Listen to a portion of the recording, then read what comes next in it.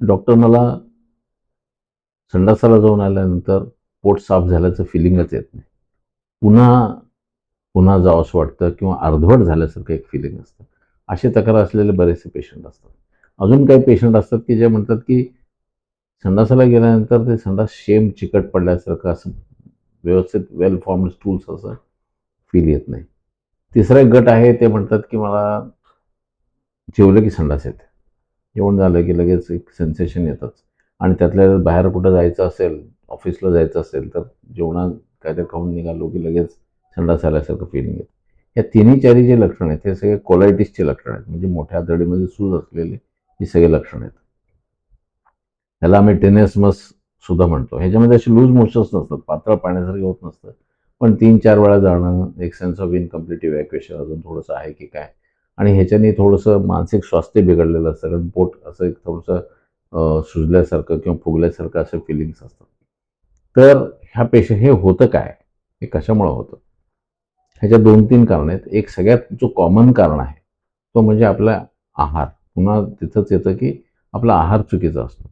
आपण हे सिम्प्टम्स जास्त कधी बघायला मिळतं, एस्पेशली तुम्ही ओळीने गेल्या काही दिवसांपासून जर तुम्ही बाहेरचं खात असाल, अ, हॉटेलमध्ये, धाब्यावर, इकडे-तिकडे स्वच्छता आहे किंवा तो जो कुक आहे त्याची स्वच्छता, तो किती स्वच्छ नखं वगैरे कापून वगैरे छान स्वयंपाक करतो का, इकडचं-तिकडचं हात लावत-लावत स्वयंपाक करतो. या सगळ्या गोष्टी मध्ये इन्फेक्शन क्रिएट होतं. जीवाणू आणि बॅक्टेरिया वगैरे तिथं वाढ झालेली असते आणि ते आपल्या पोटामध्ये ते डिश सर्व्ह करताना खूप असं इंटरेस्टिंग, छान, अट्रॅक्टिव्ह डिश, छान त्यातनं एक छान अरोमा असतो, वास छान येत असतं आणि आपल्याला खावंसं वाटत असतं. पण नंतर त्याच्यामध्ये बरेचसे जीवाणू मिक्स झालेले असतात. सगळ्यात कॉमन जीवाणू कुठले असतात, तर एंटामिबा हिस्टोलिटिका नावाचे असते. ज्याच्याने अमिबियासिस नावाचा हा प्रॉब्लेम क्रिएट होतो, की ज्याच्यामध्ये संडास साफ झाल्याचं समाधानच येत नाही. तर ते पॅरासाइट्स आपल्या पोटामध्ये जातात किंवा कधी-कधी जंत असतात, वर्म्ससुद्धा असं त्याच्यामध्ये मिक्स झालेलं असतं. तर स्वच्छता पण नसते. तिथलं हायजीनसुद्धा खूप पुअर असतं. तर त्या सगळ्या गोष्टी आपल्या पोटामध्ये जातात. टेस्टी वाटतं म्हणून आपण खातो. एकदा दोनदा केव्हा तरी खाणं ठीक आहे. पण वारंवार जे हे लोक ह्याच्या असे खात असतात, तर त्यांना हा प्रॉब्लेम खूप कॉमनली आढळलेला आहे. टेस्ट चांगले नसतात. पाणीसुद्धा कंटॅमिनेटेड असतं. पाणीसुद्धा स्वच्छ नसतं. तर अशा ठिकाणी सुद्धा हे असे इन्फेक्शन्स सारखे बघायला मिळतात. तर ह्याला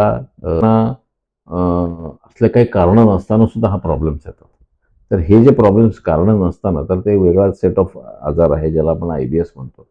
तर व्यवस्थित घरचं जेवण, छान स्वच्छ जेवण करत असून सुद्धा त्यांना वारंवार संडासाला होत असते, IBS आहे.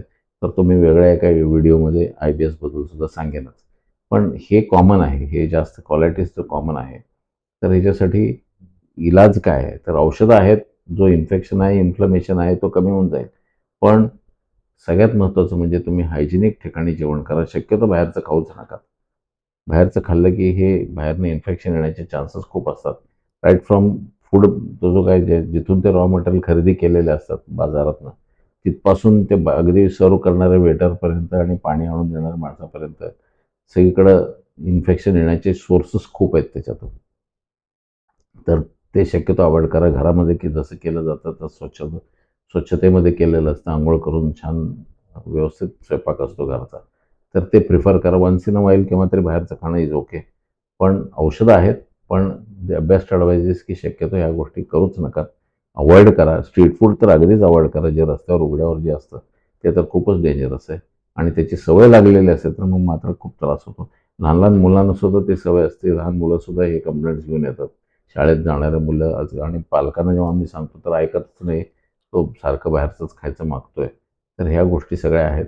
तर ह्याच्याने कोलायटिस नावाचा आजार आणि जर हे वारंवार व्हायला लागलं तर क्रॉनिक कोलायटिस होऊन बसतं.